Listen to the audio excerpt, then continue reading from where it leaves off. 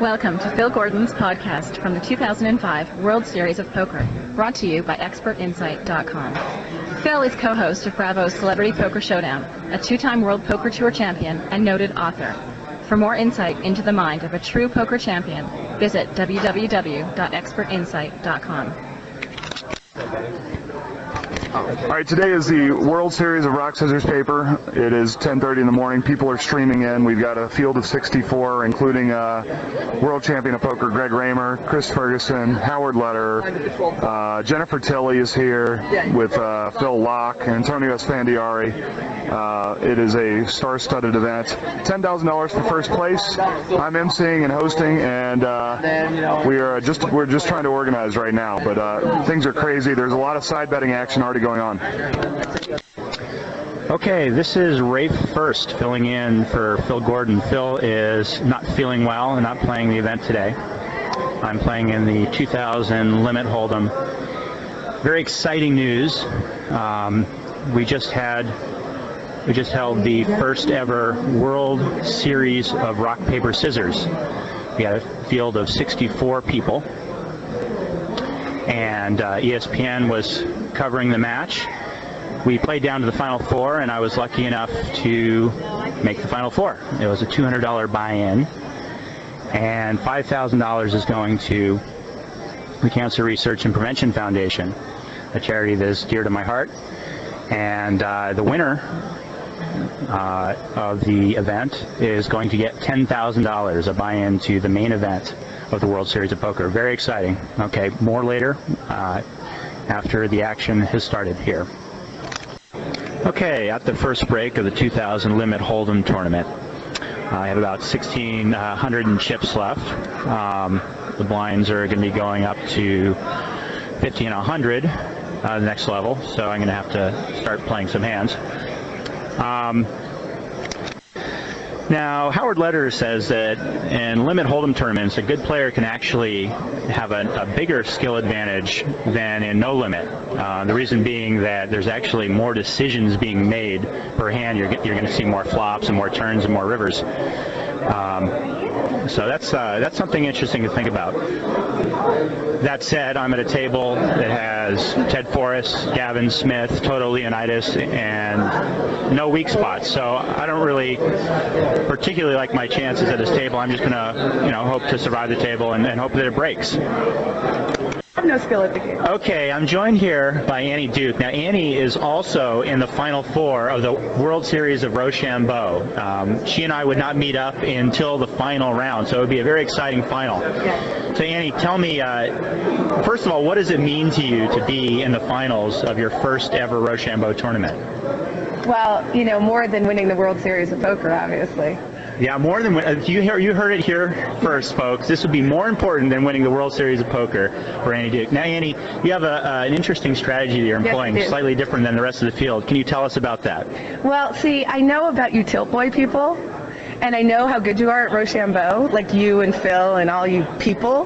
So given that I know that there's no way that I could play as well as you guys, I went completely random. So I used the serial number on a bill to decide what I'm going to throw. So I don't even know what I'm going to throw. So you're going completely random. You're saying that you're actually a donkey in Rochambeau. Yes, I am saying that I'm a Rochambeau donkey. I know I've played you before. I don't think I ever won a throw.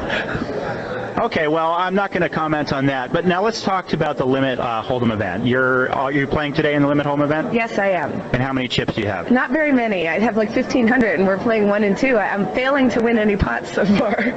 It's not going well today. Well, so what's your strategy coming back from the break? To win the next hand I play? So are you going to be playing tight and finding a good hand, or are you going to have to make a move?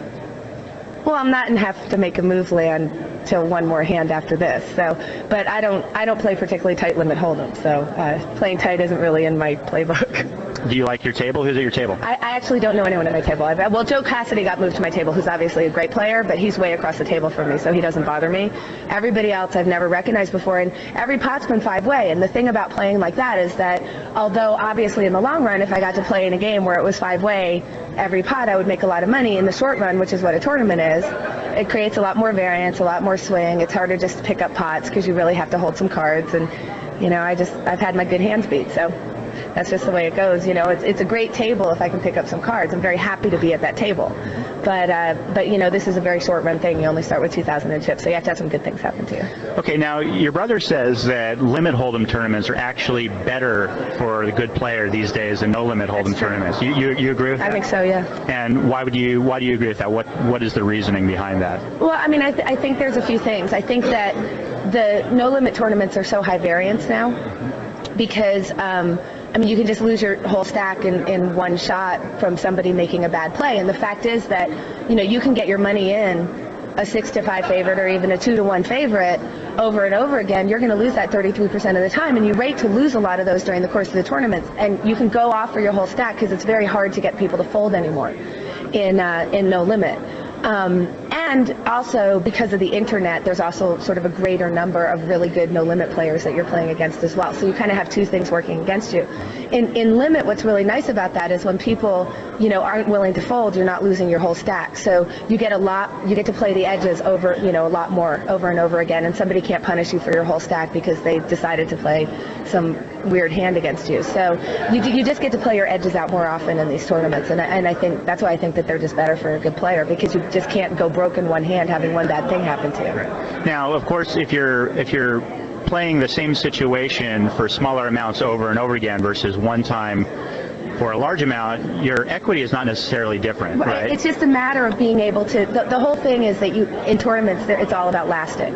And so you're just much more likely to last in a no-limit tournament, in a limit tournament, excuse me. So, you know, the good players getting down there with chips, you know, they're just much more likely to close it out. You're just much more likely to get down there. So it's just a much lower variance situation, which makes it better because obviously the lower variance that you can make it, the better off you are. So you're saying that if you have an edge, but you're busted out of the tournament, you're no longer able to use that edge in no limit, whereas in limit you're likely to last and be able to use that edge over and over again. Right, because you can survive the bad beats. That makes a lot of sense. Well, thank you very much, Annie. Good luck to you. Well, thanks. Good luck to you, too, but I'm going to bury you if we get heads up. All right, we'll see about that. Well, I just busted in Limit Omaha. Never could get a hand after the break, and got short stacked. Had to go in and didn't get any help. So I'm going to go check out the action from yesterday's event, No Limit Hold'em. Perry Friedman, good friend of mine, is the chip leader going into today with about 150,000 in chips, and we'll see how he does. So I'm joined by former world champion Phil Hellmuth Jr., who unfortunately busted just around the same time I did. Phil, I want to ask you about Perry Friedman. Now, we both played in a game or two with Perry before. How many chips does he have? I was told that he was the chip leader at the end of the night last night with 150,000 in chips, where average is about 60 or so. Well, I know this. He got all his money in yesterday with 2 10s against 2 aces, and he hit a 10 on the turn. And then he came up to me at the break and he said, this guy gave me all his money, this guy gave me all his money. And I listened to his story, and sure enough, the guy moved in with king deuce when he had 2 aces. But then the guy bet 22,000 or something with ace king, and Perry called with 2 10s again, and he won that coin flip. And I said, well, how many chips do you have? He said 62,000. I said, so you won 44,000 on a coin flip, and he gave you the chips? He said, oh, maybe he didn't. So you're saying you don't like his chances too much? He was at my table yesterday, seemed to play all right. I mean, you know, he could do it. He's much, much, much improved. Oh, really? Now, the first time you play with him, can you contrast his game, what he used to do that he doesn't do, or what he does now that he didn't used to do that makes him a better player? He used to try to play literally almost every hand, you know, which is just the worst possible way to play poker. And now he's a lot tighter. I'm feeling a little bit bad for my man John Benetti, who went in there today and ran his chips up to 60,000 in that tournament, and then got 2 kings beat by Eric Seidel's ace jack. And then Benetti made a flush, and the other guy made 4 10s on the river. You know. Yeah, that's pretty tough. That's pretty tough. Now, are you playing all the events this year? As a matter of fact, I'm leaving town for 5 days. I just counted. I have to miss 5 events in a row, and it doesn't make me feel too happy about it, but I got to do the Best Damn Sports Show tomorrow. I mean, Monday in L.A., and I got a tape for this Ultimate Bet show that we're doing. It's I'm going to be doing a series of tips at 6 shows, so I need to do 6 tips, so I have to tape those for the show. And so I'm required to be in LA basically all day Monday, which means I can't play Sunday. And then I have to go to Montreal on Wednesday to give a keynote speech to a bunch of investment bankers at this internet conference there. And, you know, I turned down a lot of events at $50,000 per night during the World Series of Poker, and wound up doing this one for free. But it is an UltimateBet.com did call me to do this. So, but you know, I'm really not happy about missing. I'm in dead stroke, and it turns out I have to miss 3 Hold'em tournaments. And I told myself, I carved out 6 weeks, and I said I won't do a single thing. And I said no to everything for months. And at the last minute, I broke down. And I didn't mind. I skipped a tournament or 2 yesterday, and I didn't mind it because I went to my son's graduation. Congratulations. Well, wish you the best of luck the rest of the way, and in your 5-day break, and maybe we'll check back with you during the main event. Yeah, no, I feel good. You know, I mean, the 5 days I had to do, and it's okay. It's okay. I'll be back for the No Limit on Friday, and just one of those things.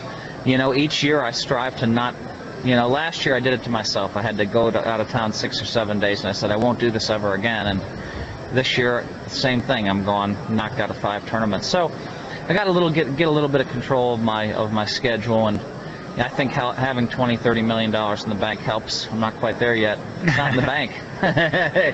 All right. Well, good luck in getting there. Thank you very much, Phil Hellmuth. Good luck. Thanks for downloading my World Series of Poker podcast. Tune in every day for more insight and fun from the Rio in Las Vegas. This is Phil Gordon. For more information, visit my website, www.expertinsight.com.